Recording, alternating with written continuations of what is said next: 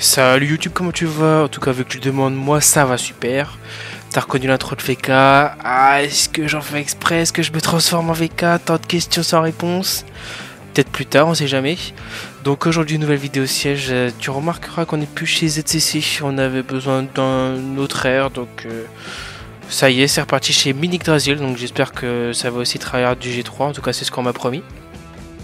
C'est pas le premier siège que je fais chez eux, c'est le deuxième siège, mais le premier siège c'était du lot G1, il n'y avait rien de très intéressant, on était limité en nombre d'attaques. Donc pour celui-ci on tombe sur des guildes G1, en vrai oui qui est en niveau G1, mais il y a quand même des gros calibres en face, il y a du G1 RTA, c'est juste des guildes de slackers pour être tout à fait honnête. Donc je me suis dit que la Vito pouvait être intéressante, et puis en plus il y a des petites actus, donc pourquoi pas. Première offense, une TLV, tout simplement parce qu'on est tombé contre une MST. En fait, là, le principe du G1, c'est que les tours ne se ressemblent pas, les offenses et les défenses ne se ressemblent pas. Donc, tu auras une vidéo beaucoup plus complète que les dernières fois. Il me semble que cette fois-ci, j'ai fait 10 offres différentes. Et ça m'étonnerait même pas que ce soit 10 défenses différentes aussi. Donc là, la TLV, tu connais, hein, contre les MST, c'est plutôt safe. Moi, le genre de MST qui me font peur, c'est les MST ultra aggro qui peuvent me tomber la Lulu sur un break def. Chose qui n'avait pas l'air d'être le cas ici. J'ai l'impression que c'est quand même relativement sans dégâts, on va pas se mentir. Ça fait très peu de dégâts, regarde, sur break def. C'est la Triana qui fait les dégâts en fait. Donc ici, voilà, on focus la Martina. Une fois que la Martina est terminée, on peut limite auto et tout mettre sur la Shaina. On peut se permettre de mettre tous les buffs qu'on pouvait pas se permettre contre la Martina. Donc voilà, on termine Shaina. Et après, on part sur la Triana. Dédicace à Papa Dark aussi. Papa Dark que j'ai croisé dans le chaîne 121, qui faisait partie d'une des guildes justement qu'on a rencontré quand on était un peu low. Et que du coup, il n'y avait malheureusement pas trop d'intérêt à Recon. Il était déçu de ne pas passer à la télé, donc dédicace à lui. Et voilà pour cette première offense. Deuxième offense, donc on part sur une Tessa Racunidias. Ici c'est simple en fait, on est tombé contre Chanlang et Dominique, donc deux grosses menaces. Je me suis dit comment annihiler deux grosses menaces via un seul tank. Je me suis dit on va partir sur Dias avec double feu. Étant donné qu'en plus le double feu est magnifique ici, vu qu'il y a 3 mobs à passif, que derrière voilà, une fois que tu mets l'Oblivion sur le Dominique, il fait plus rien. Et toi, voilà. Donc le but ici, sortir le Dominique le plus vite possible pour pas qu'il détruise le Dias. Et après, le Dias tank l'univers. En 3v2, c'est juste impossible de gagner pour lui. Donc voilà, donc je me suis dit on va aller sur Chanlang, vu que Chanlang est source de BDF, tout simplement. Et là, Juno, Juno quoi. Juno en siège, ça a pas trop sa place, Imo. En tout cas, voilà, c'est des devs de géant quoi. Je vais mettre triple stun ou double stun, je sais pas, mais c'est pas ça, voilà. Easy peasy.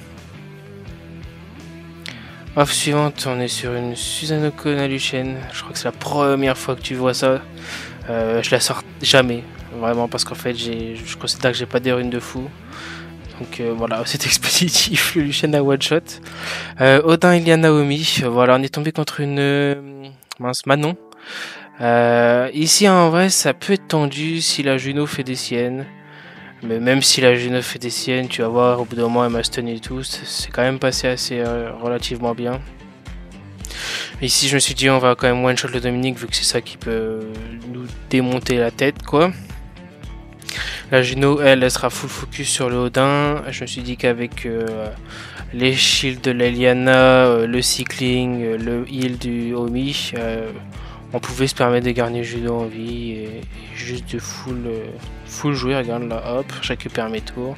Je sais que j'ai les cooldowns et hop, je me permets de faire la coop à la fin pour juste Juno. Une KLE, une KLE, ça faisait longtemps. Tout simplement, tu reconnais hein, l'archétype, c'est juste du Kinky avec deux mobs tanky quoi. Ici notamment c'était Harmonia et Vigor. Et tu full slip le Kinky, tu gères les deux. Tu fais en sorte d'être plus rapide. Ce genre de team est peut-être plus chiant quand j'ai un Lisped et un cycleur comme Ishir. Mais sinon voilà, quand t'es Kinky, un peu plus safe j'ai l'impression. Peut-être si on voit le mob le plus safe contre les Kinky, ça reste un Windy, hein, parce qu'avec Windy, vu que tu tapes tout le temps sur le Kinky, il revenge et t'es sous shield à 24. Donc ça c'est une très bonne tech contre les Kinky, mais bon j'aime trop Makel. Off suivante, donc là on est sur une Jeanne Léo Annabelle, j'ai changé, j'ai pas mis Elena. En fait la défense me faisait un peu peur, je me suis dit qu'il me fallait peut-être plus de sustain, plus de contrôle. C'est pour ça que j'ai sorti Annabelle, et vu que j'ai sorti Annabelle, tu verras que j'ai sorti un Léo assez offensif tout de même. Histoire de sortir tout un peu plus vite, étant donné que là il n'y a pas Elena pour sortir les mobs. Bon, j'ai pas mal proc, mais avec le passif Léo plus l'arrêt du coup sur tous les mobs, il tape pas grand chose les Théomars, c'était plutôt safe. Et voilà pour cette offense. Off suivante, Juno, Rakuni, Camille. Alors ce genre d'offense, je suis jamais 100% confiant, on va dire. Tu vois que là en plus mon Rakuni qui prend la sauce avec l'anti-heal. Ah là ça commence à durer, il prend des coups. Il a failli crever, mais bon c'est pas grave, on arrive à récupérer les tours et à lancer les heals de tous les mobs au bon moment. Et puis une fois que les cleans, les heals, les passifs sont en place, tu focuses juste la Nephthys, la Savannah va rester bloquée sur la Juno. Donc ce que j'ai fait c'est que je me suis dit avec le haut je focus le feu et avec les feux je focus le vent tout simplement. Voilà. C'est un peu... c'est même pas long en vrai. Non c'est safe. Enfin c'est safe.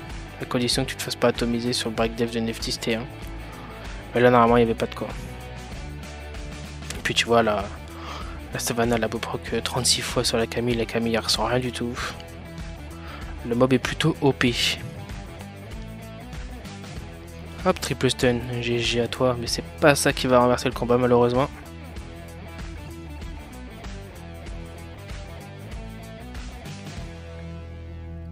Et hop, skill 2, paf. Prochaine offense, donc on est sur une Covenant Bastet Kali. Donc là en fait c'est qu'on est contre une molly de mob assez lent, donc on vient one shot la molly parce que bien sûr depuis la nouvelle molly il n'y a plus le passif quand tu la focus. Et une fois que la molly est sortie tu peux te permettre d'ignorer def le molong et derrière Théo 1v3. Oui Théo 1v3 ça peut faire des dingueries, c'est déjà vu sur YouTube partout où tu veux. Mais ça reste une fois sur 100 millions donc normalement c'est plutôt safe. Bolver Camélia Windy. Donc là, ah oui def de G1 j'ai envie de te dire, il n'y avait pas trop de menaces là-dedans, ou en tout cas non je pense pas qu'il y ait de menaces. En plus avec les mobs en face, notre Bolver qui est 5 stacks sans même que nous on joue, c'est plutôt sympatoche. Là le passif de la Manon rouge sert à rien du tout, étant donné que Bolver passe à travers. Non juste défend G1. Là c'est def diff. Donc là je me dis je vais quand même partir sur ce truc là qui sustain. Finalement j'ai oublié que la Manon, hop, elle avait le protec. Donc, enfin la Manon rouge. Je sais même pas son nom d'ailleurs. Et donc après voilà, tu focuses juste le mob où il n'y a pas la protec. Tout simplement.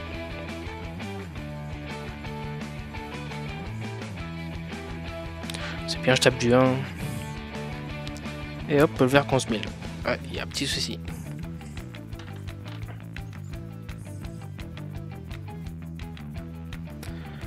Et hop, prochaine off. Et oui, tu as remarqué sur Laminia, il y a un mob, on sait pas ce que c'est. Donc voilà, tu remarqueras, c'était plus comme toi, j'aime trop les SWC, je regarde tous les streams. Et dans mon VLAN SWC, j'ai obtenu une Nephthys. Gros coup de chat à 6h50 ce matin, enfin la folie. Donc bien sûr, on abuse des bonnes choses. Maintenant, on a Nephthys et Talisman dans la même offense. C'est un petit carnage, hein, donc... Pouf. Voilà, donc là je rentre officiellement dans la catégorie des gros pay to win, lucky, LD abuseur, tout ce que tu veux. Et donc voilà, c'était tout pour moi. Petits bisous.